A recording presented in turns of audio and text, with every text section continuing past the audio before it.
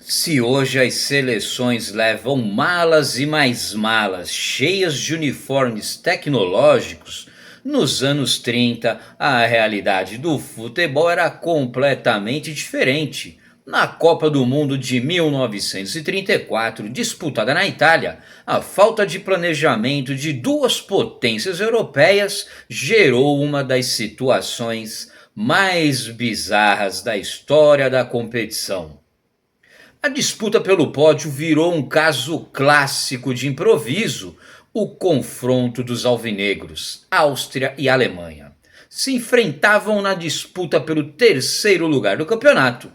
E o grande problema é que ambas as seleções eram alvinegras, ou seja, utilizavam as mesmas combinações de camisas brancas e calções pretos, em um erro inacreditável de planejamento para uma semifinal disputa de terceiro lugar, nenhum dos dois países levou camisas reservas para o estádio. E a solução?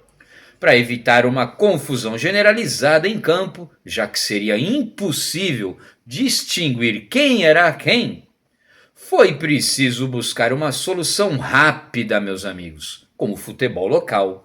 A Áustria acabou pegando emprestado e jogando a partida com as camisas azuis do Napoli, clube tradicional italiano. A Alemanha venceu a Áustria pelo placar de 3-2, ficando com o terceiro lugar, a medalha de bronze naquele Mundial, meus amigos. Olha só que loucura!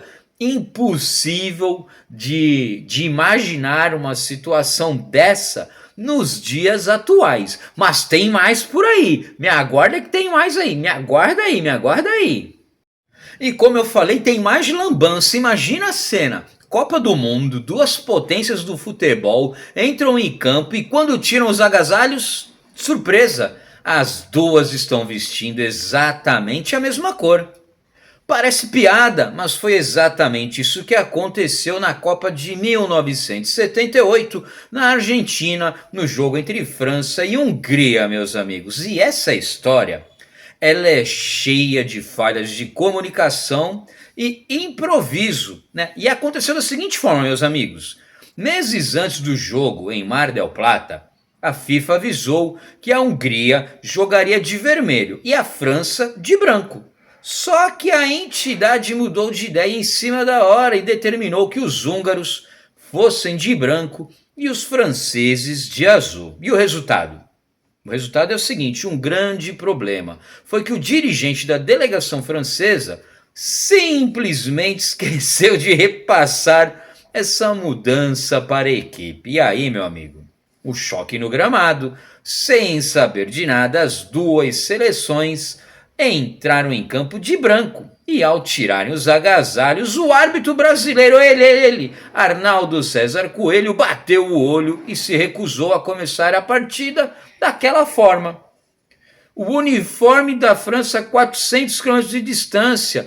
Eles precisavam de mudar para o uniforme azul, mas as camisas estavam guardadas bem longe dali, em Buenos Aires, a 400 quilômetros de distância. Sem tempo para buscar o roupeiro ali, né? A solução foi improvisar, meus amigos. Eles pegaram emprestadas camisas de um clube modesto da cidade de Mar del Plata, o Clube Atlético Kimberley. E foi assim que a poderosa seleção da França entrou em campo para um jogo de Copa do Mundo, vestindo listras brancas e verdes, meus amigos. Isso.